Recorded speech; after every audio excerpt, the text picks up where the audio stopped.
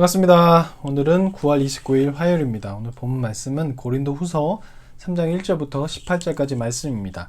오늘 바울은 추천서라는 이야기로 시작을 하게 되는데요.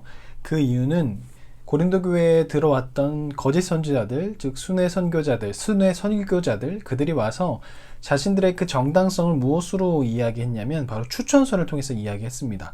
자신의 직분과 자신들 원래 유대교에서 어떤 직분을 갖고 있었고, 또한 이러이러한 것들, 여러 가지 이력사항들을 추천서로 내민 거예요. 또 어떤 교회에서 어디에서 또 자신들 추천했다. 마치 오늘날 여러 가지 것들의 이력서를 이야기하거나 어떤 병원에서 자신들의 그 이력을 이야기할 때 어떤 담당 무엇을 했습니다가 아니라 어느 학교에 나왔습니다. 그러면 우리들도 그 학교를 보잖아요. 그 전공을 보는 것이 아니라 학교 어디 나왔다. 만약에 지방의 소아과 나온 사람과 또 연세대의 다른 과 나온 사람을 보았을 때 만약에 두 사람이 같은 소아과 병원에 갔다고 생각해 보세요.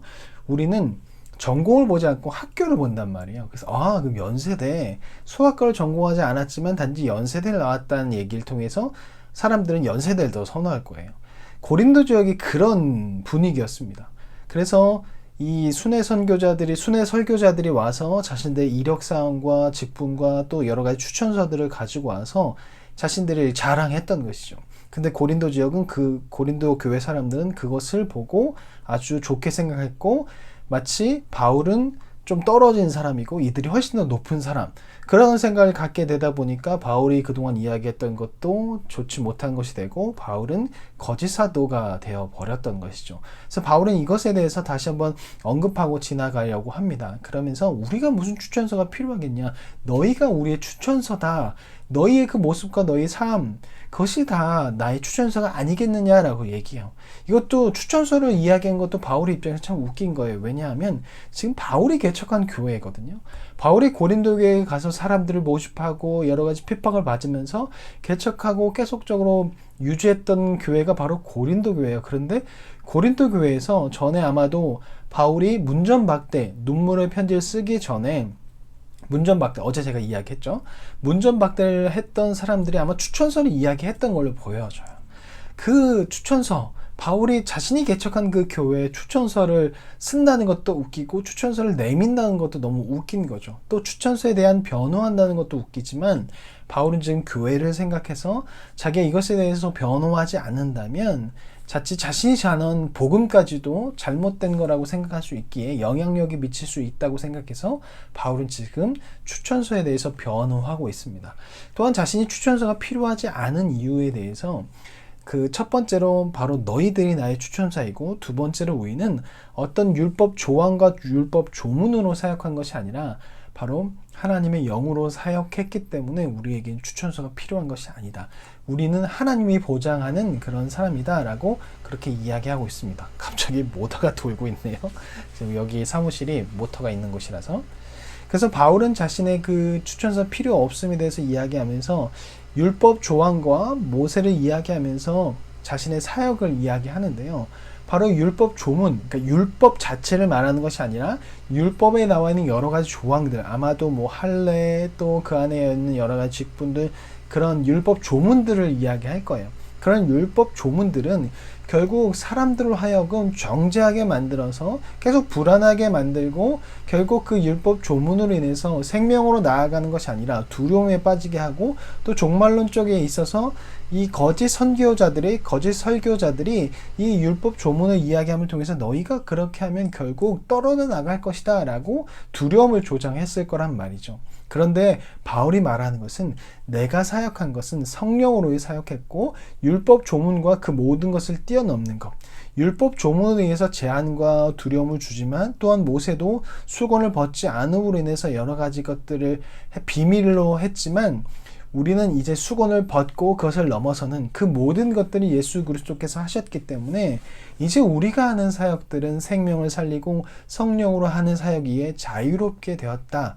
그렇기에 종말론적으로 이 세상이 끝난 그날에 어느 누구도 우리와 하나님 사이를 끊을 수 없다. 우리와 하나님과의 관계는 영원한 것이다. 라고 그것을 이야기하는 것이죠. 아마도 이 순회 설교자들, 거짓 선지자들은 율법 조문과 이런 것들 이야기하면서 계속 두려움을 조장했고, 또한 바울에 대해서 이야기하면서 그는 자유분방한 사람이에 가짜 사도이다, 거짓 사도이다 라고 그렇게 얘기했던 걸로 보여져요. 그래서 바울은 모세를 이야기하고 율법 조문을 이야기하면서 그 율법 조문들은 사람을 죽이고 정죄하고 제한된 것이지만, 우리가 말하고 우리가 가르친 것, 우리가 한 사역은 생명을 살리고 성령으로 하는 사역이기에, 또 예수 그리스도와 함께하는 사역이기에 자유가 있고 생명이 있고 성령이 있다라는 것을 이야기하는 것이죠. 바울이 모세를 말하는 건 상당히 담대함을 가지고 이야기한 것이었을 거예요.